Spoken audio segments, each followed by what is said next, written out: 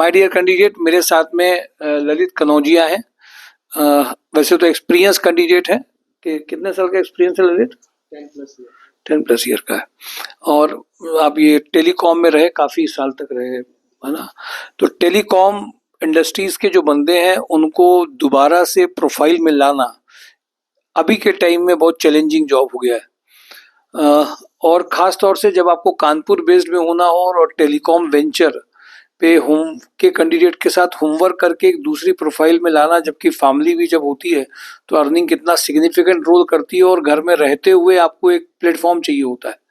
खुशी मुझे इस बात की कि जॉब एंड ड्राइव लगातार प्रयास कर भी रहा था सबके लिए, और इनके लिए भी प्रयास करके इन लोगों के लिए मैं इसलिए थोड़ा सा जरूरी समझता हूँ, जो मैरिड हैं, जो फैमिली चला रहे हैं, उनके ऊपर आर्थिक प्रेशर होता ही है। इम्पोर्टेंट बात है कि वो एक तरीके से कहीं से निकल के शुरुआत करते हुए 4 जगह पे जब अटेम्प्ट मारते हैं तो उसका फर्क दिखाई देता है। सरस्वती में इनको ज्वाइनिंग इनकी हुई, खुशी की बात है। मैं चाहता हूँ कि ये अपने एक्सपीरियंस जॉब एंड ड्राइव में इनको क्या एक्सपीरियंस हुआ, क्या इन्होंने यहाँ पे गाइडेंस इनको मिला, क्या इनको सपोर्ट मिला, साथ ही साथ में ये भी शेयर करेंगे कि अदर जगह से क्या इनको स्पेस अलग से दिखाई दिया। मैंने तो वैसे इनको प्रोफाइल बेस्ड ऑफिस या ऑपरेशनल जॉब के लिए लिया था, है ना? लेकिन जब ये जीडी जब 1-2 दिन उन्होंने सेशन लिया तो इनके ऊपर खुद का एक प्रेशर बन रहा था कि नहीं, मुझे जल्दी से जॉब में आना है, तो ये उसमें फोकस नहीं कर पा रहे थे। तो फिर मैंने इनको दूसरी प्रोफाइल के लिए इमीडिएटली इंटरव्यूज कराने स्टार्ट किए। एक इंटरव्यू कंप्लीट होते होते एफएमसीजी का रह गया, बट इनकी इसमें अभी ज्वाइनिंग हो गई है। मुझे उम्मीद ये है कि ये आगे एक्सपोनेंशियल ग्रोथ में जाएंगे, क्योंकि यहाँ से एक बंदा 3 साल में पूरा मतलब उसको बहुत अच्छा वो कर गया था। इलेक्ट्रिकल का बंदा था, बट उसने बहुत सारी रिस्पॉन्सिबिलिटी को देख लिया था। ये उसी एज ग्रुप में है और उसी तरीके से कर सकते हैं। मैं चाहता हूँ कि आप अपने नए लोग जो इस वीडियो को देखें हैं तो उनको नजर आए कि एक रिस्पॉन्सिबल कैंडिडेट, जिम्मेदार व्यक्ति उनसे जो बात कह रहा है उसमें एक संजीदगी और गंभीरता जो होती है, उससे आप जब इनको बात बताएंगे तो कैंडिडेट को और समझ में आएगा। और आपके साथ यहाँ का अनुभव कैसे गुजरा, क्या रहा, और कंसल्टेंसी से क्या अलग रहता है, थोड़ा सा अपने साथ शेयर करिए। अपने अनुभव के जो शब्द हैं वो अलग से उसमें कुछ बताना नहीं पड़ता है, खुद ही निकलते जाते हैं। शेयर करिए। फ्रेंड्स, मैं जब यहाँ पर आया था मैंने यहाँ के बारे में फेसबुक से देखा था, फिर कॉल करके मैं तब आया नहीं, कहीं और मैंने ज्वाइन करा, किसी और कंसल्टेंट के पास गया, कुछ समय वहाँ पे बीता, बट वो मुझे कहीं सही जगह ज्वाइन नहीं करा पाए। फिर एक जगह कराया भी तो वहाँ से पैसे नहीं मिले, कुछ दिन काम करने के बाद ये सारी प्रॉब्लम्स आ रही थी। फिर उसके बाद मैं दोबारा फिर यहाँ पर आया, और यहाँ आने के बाद जो सर से मेरी बात हुई, सर ने सबसे पहले तो मुझे सपोर्ट किया, मुझे समझा, मेरी प्रॉब्लम्स को समझा, वो काफ़ी अच्छा लगा। जॉब से ज़्यादा बेहतर तो वो चीज़ होती है। तो ये सबसे बड़ा जो फ़र्क है यहाँ में और बाकी कंसल्टेंसी में वो यही है। और शुरू में थोड़ा सा अटपटा लग रहा था, लेकिन फिर मैं रेगुलर यहाँ पे आता रहा, सर से रोज़ बात करता रहा, तो सर की बातों से बहुत सपोर्ट और बहुत इनकरेजमेंट मिल रही थी, इतनी ज़्यादा कि शायद जॉब में उतनी ना मिलती। तो ये सबसे बड़ी बात होती, क्योंकि प्रेशर मेरे ऊपर बहुत था, दूसरे शहर से आया था और बेटा भी है, पैसों की भी तंगी थी, ये सारी चीज़ें थी मेरे साथ। तो जल्द से जल्द जॉब चाहिए थी, इसीलिए 1-2 इंटरव्यू मेरे छूटे भी यहाँ पर।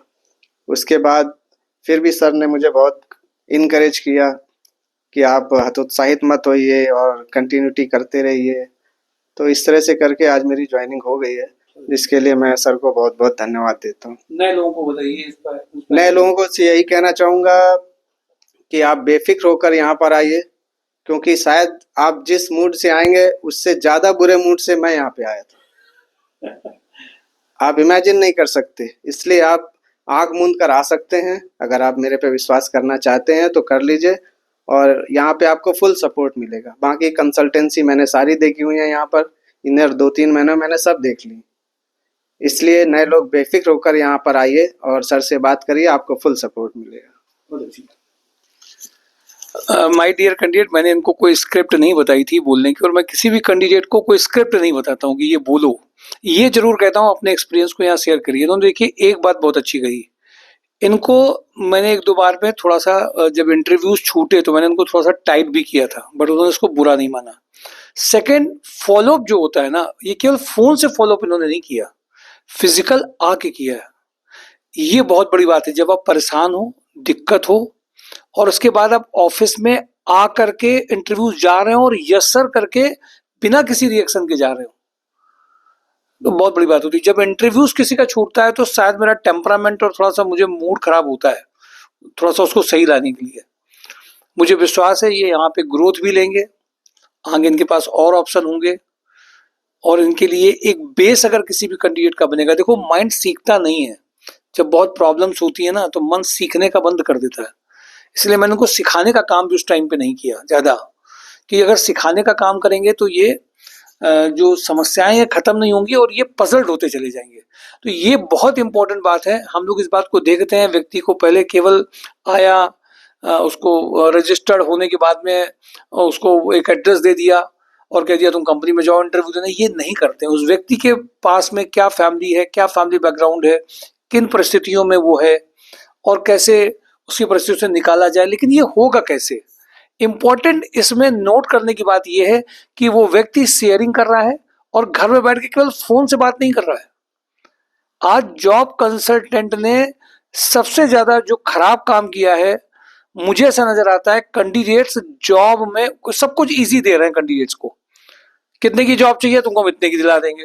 कहाँ चाहिए? अरे ये सब कंपनी तो मेरे हाथ में रखी हुई है। अरे देखो इतने लोगों की हमने जॉब दिलाई। अरे भाई, उसको हम तो ये कह नहीं सकते इनसे। ये हम जानते हैं कि हम इनके साथ में काम अच्छी नीयत से कर सकते हैं, बट किसी एक को हमने ज्वाइनिंग दिलाई है तो उसकी क्वालिटी पे मिलेगी, इनको ज्वाइनिंग इसकी क्वालिटी पे मिलेगी। किसी को 50 की मिल सकती है, किसी को 25 की मिल सकती है, किसी को 15 की मिल सकती है, लेकिन वो इंटरव्यूज के कराने के टाइम में जो बातें बताई जाती हैं उसी का रोल दिखाई देता है। इसलिए थोड़ा सा जो इन्होंने बात करी है उसमें एक बात आपके सीखने लायक क्या है? आपके सीखने लायक बात यह है कि इनका फॉलो खुद का था। पहले जब एक दो इंटरव्यू छूटे तो इनको रियलाइज हो गया कि हमसे गलती कहाँ हो रही है, और शायद ये रियलाइजेशन थोड़ा और पहले होता। एक दो गलतियां जो हुई थी, हम और कहीं बहुत अच्छी जगह और होते, लेकिन कोई बात नहीं। जहां हमें जिस टाइम पे पहुंचना है वो तो वहां पहुंचेंगे ही, वहीं पे जगह बना सकते हैं अगर क्वालिटी है। और जिसके पास पोलाइटनेस है, यस सर वाला एटीट्यूड है, सामने वाले के साथ में एडजस्ट होकर के चलने की आर्ट जानता है, खराब व्यक्ति हैं उनके साथ भी, अच्छे व्यक्तियों के साथ भी, वो व्यक्ति सक्सेस मिलेगी। नोबडी कैन स्टॉप हिम, कोई उसको रोक नहीं सकता है। माय डियर कैंडिडेट, ये इनकी क्वालिटीज की वजह से इनको भी मिला। हम लोगों की जो गाइडेंस और हम लोगों की जो नीयत है कि जो परेशान व्यक्ति है, जिसके घर में दिक्कत है, उसको परिवार को चलाने के लिए यहाँ से दिक्कत नहीं जाए। लेकिन इसमें भी बहुत लोगों ने हमारे इस एश्योरेंस को कि हम आपके साथ मेहनत कर रहे हैं, आपके साथ हम जॉब के लिए करेंगे, उसको भी गलत तरीके से ले लिया। मतलब घर में आप आए थे, किसी के साथ में मिले 2 साल पहले, आपने रजिस्टर किया और दमादम लगे हैं व्हाट्सएप में, सर मेरा स्टेटस क्या है। आप देखिए 2.5 लाख बच्चों में आप किसी का स्टेटस व्हाट्सएप में कैसे बता सकते हैं? सॉफ्टवेयर में एक जगह रिकॉर्ड होगा, आपको कहाँ भेजा गया, आप आएंगे। इसीलिए लोग ओवर कमिटमेंट कर देते हैं, बड़ी बड़ी बातें कर देते हैं। और इसीलिए हम आपसे कहते हैं आपका इंडिविजुअल पार्टिसिपेशन, इंडिविजुअल विलिंगनेस और इंडिविजुअल डिजायर कि हमारा हो जाए, ये बहुत मायने रखता है।